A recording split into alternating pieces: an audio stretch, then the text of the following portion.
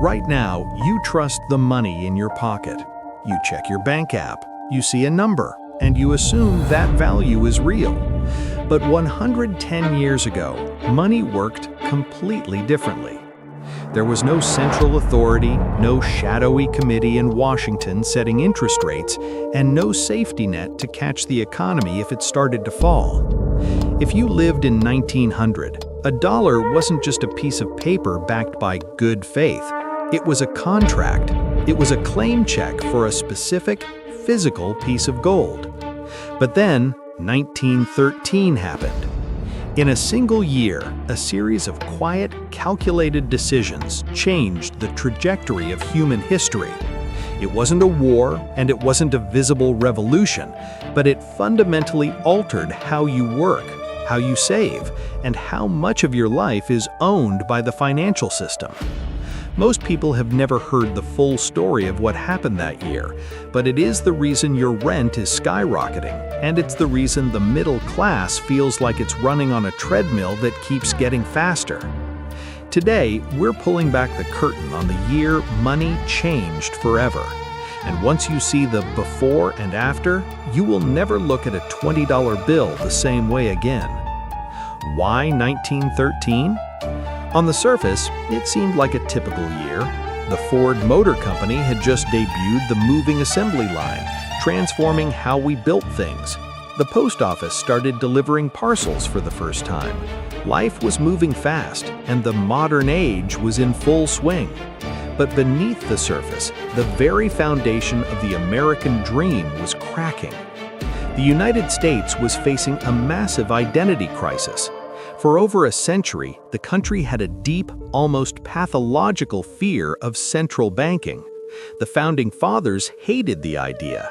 Thomas Jefferson once said that banking institutions were more dangerous than standing armies. Yet, by 1913, the pressure to change was becoming unbearable. But why? What was so broken about the old way of doing things that we decided to hand over the keys to the kingdom? To understand the new money, we have to understand the old money. We have to go back to a time when a dollar wasn't just a note, it was a promise.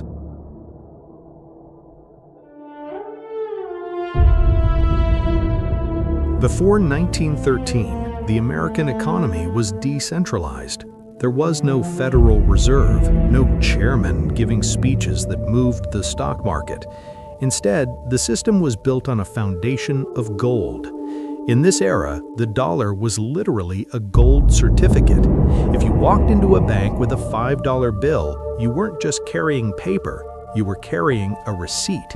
You could, quite literally, exchange that paper for a specific amount of physical gold coins right there on the spot. Money was finite, it was heavy, it had a physical ceiling.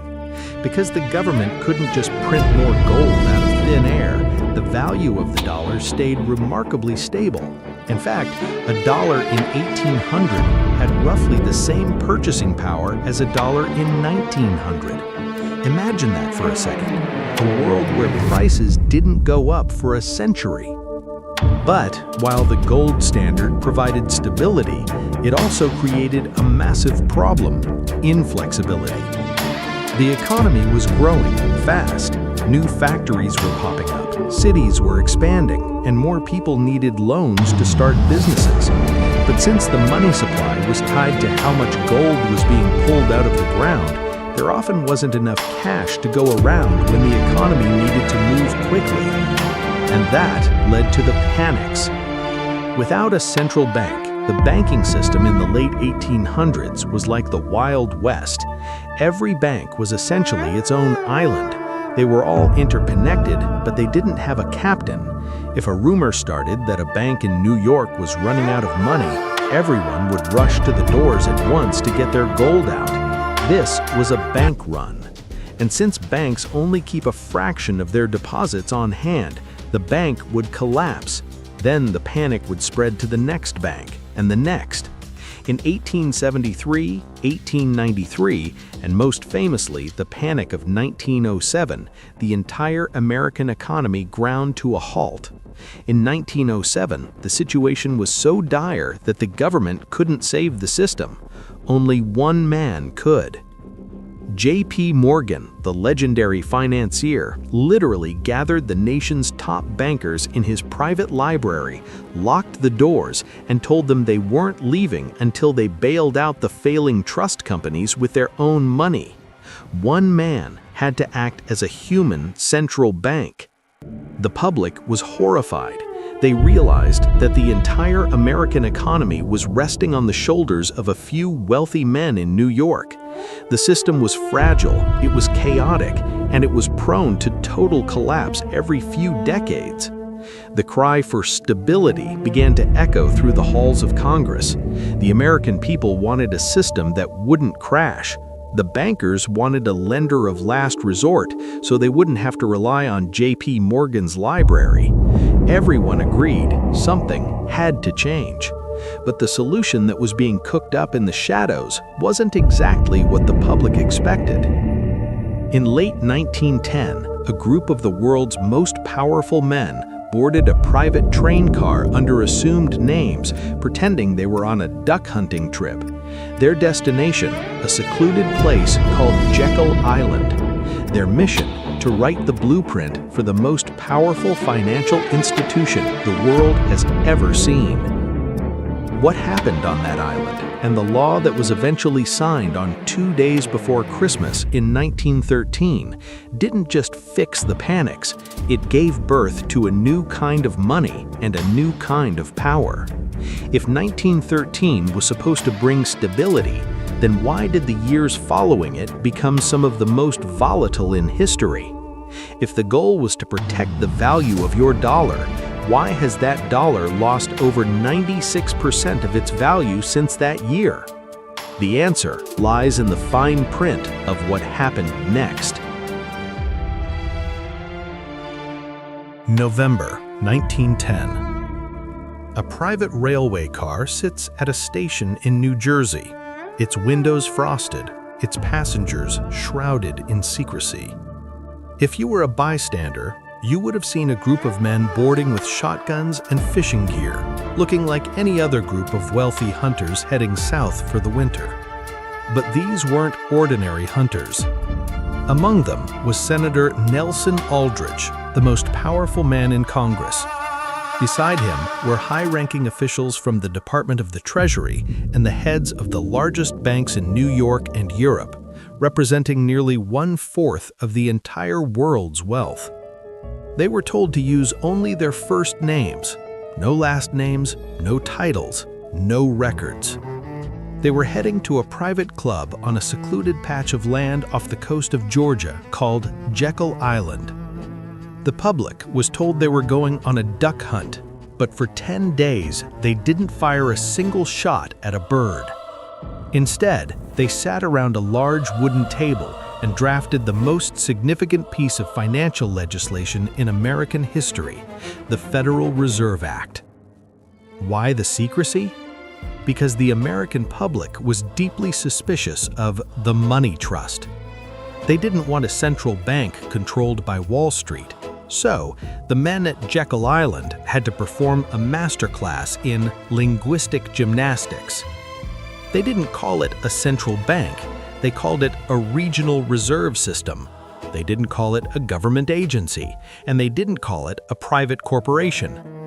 They created a hybrid, a bureaucratic ghost that would eventually have the power to control the supply of money without being directly elected by a single American citizen. Fast forward to December 1913. Most of Congress had already left Washington for the Christmas holidays. The Capitol was quiet, the halls were empty. But on December 23rd, in a calculated move of political timing, the Federal Reserve Act was pushed through and landed on the desk of President Woodrow Wilson. He signed it. With the stroke of a pen, the old world of money died, and the new world was born. The Federal Reserve was officially created to do three things: prevent bank panics, provide a flexible currency, and act as the lender of last resort. On the surface, it sounded like the perfect solution to the chaos of the 1800s. But what changed mechanically in your wallet? Under the old system, if the economy grew, we had to find more gold to make more money. It was a slow, natural, and sometimes painful process. Under the new system, the Federal Reserve gained the power to create elastic currency. This is where the magic, or the trap, begins. When the government needed money, it would issue a bond, essentially an IOU. The Federal Reserve would then buy that bond by writing a check, but that check was backed by nothing. It was created out of thin air. This new money would then flow into the banks and then into the hands of the public. For the first time in American history, the supply of money was no longer limited by how much gold was in the vault.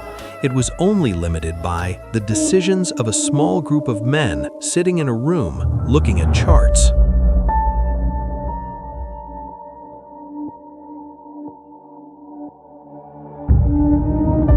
This change was subtle, but its implications were staggering. In the 1800s, the value of a dollar was decided by the market and the scarcity of gold. After 1913, the value of a dollar was decided by policy.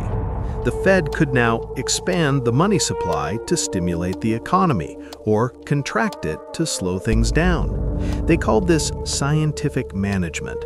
They promised it would end the boom and bust cycles forever. No more panics, no more depressions, no more instability.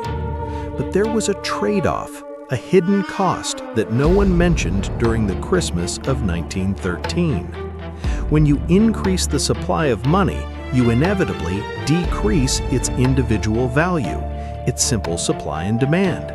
If there are more dollars chasing the same amount of goods, the price of those goods must go up. Before 1913, inflation was almost non-existent over the long term. A dollar was a dollar for decades. After 1913, a slow, invisible, permanent leak was introduced into the system. Your savings began to have an expiration date. The Fed argued that a little bit of inflation was actually a good thing. It encouraged people to spend rather than hoard. But for the average worker, it meant that the goalposts for financial freedom were being moved every single year. And then came the first real test of this new power.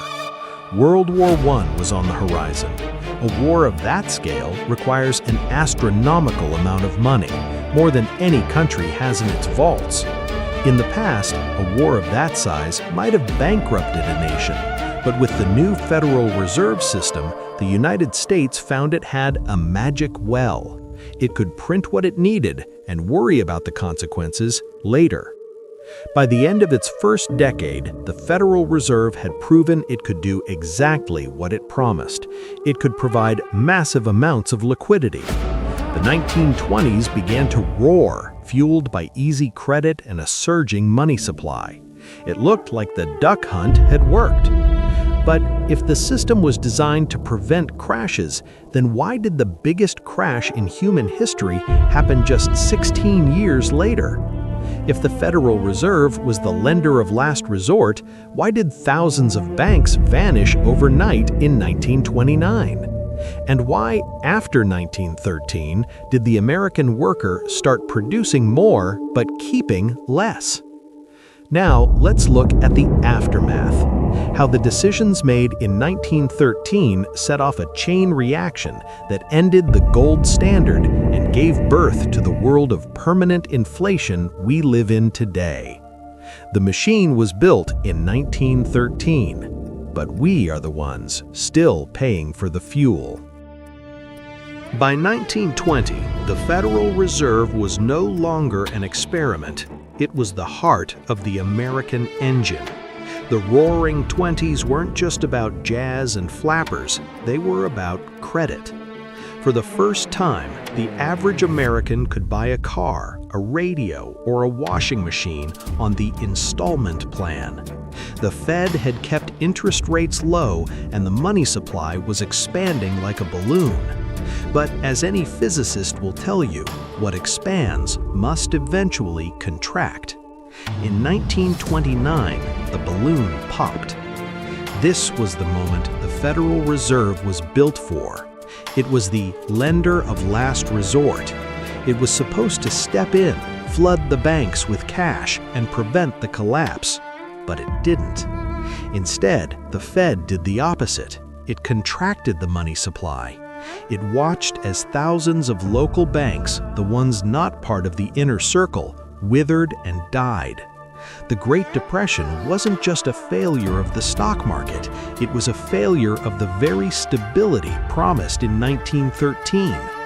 By the time the dust settled in the 1930s, the old gold standard was gasping for air. To save the economy, the government did something unthinkable.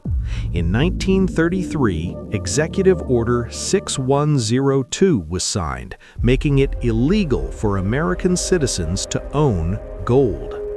The contract was being rewritten. The claim check was being canceled. The government collected the gold and gave the people paper. After World War II, the shift became permanent. In 1971, the last remaining tie between the dollar and gold was severed completely. We entered the era of pure fiat. Money was now an idea. It was a digital entry, a political tool, and a debt instrument. Since 1913, the purchasing power of the US dollar has dropped by over 96%. Let that number sink in. If you had a dollar in 1913, it would take you roughly $30 today to buy the same amount of goods. This isn't an accident, it's a feature of the system. In the old world, if you saved money in a jar, that money grew in value as technology made things cheaper to produce. In the new world, if you saved money in a jar, you are being punished. Inflation acts as a hidden tax. It doesn't require a vote in Congress, and it doesn't show up on your paycheck. It simply eats your progress. It's the reason why, in 1960, a single father could support a family on one salary, but today, two professional incomes often barely cover the mortgage. We are working harder, producing more, and using better technology, yet the cost of living always seems to stay one step ahead of our wages. Why? Because the system requires constant expansion. It requires more debt, more printing, and more elasticity to keep the wheels turning.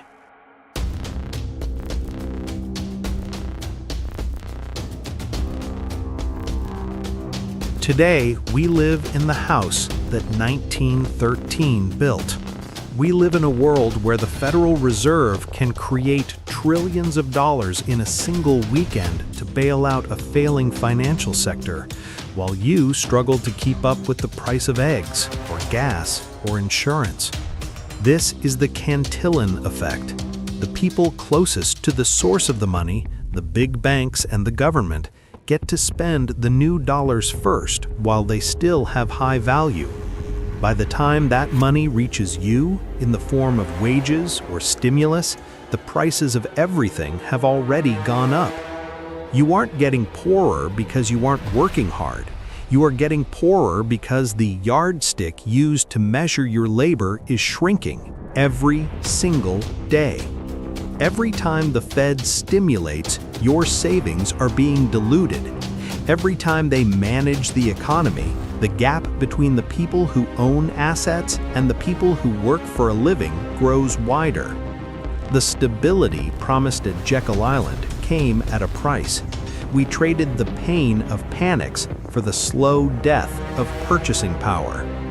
So, where does this leave us? 1913 was the year we decided that money should be managed rather than natural. We chose a system of central control over a system of physical limits. We were told it would make us safer, We were told it would make us more prosperous, and in some ways it did. It allowed for massive infrastructure, global wars, and a level of credit that built the modern world. But it also turned us into a debt-based society. Today, total debt, government, corporate, and household, is at levels that would have been unimaginable to the men who sat in that secret train car in 1910. The question we have to ask ourselves now is, how much longer can the elastic stretch before it finally snaps? We can't go back to 1912. The world is too complex, too fast, and too interconnected. But we can start to see the system for what it is. Money is no longer a store of value. It is a clock. And in this system, if you aren't running, you are falling behind. The year 1913 didn't just change your money.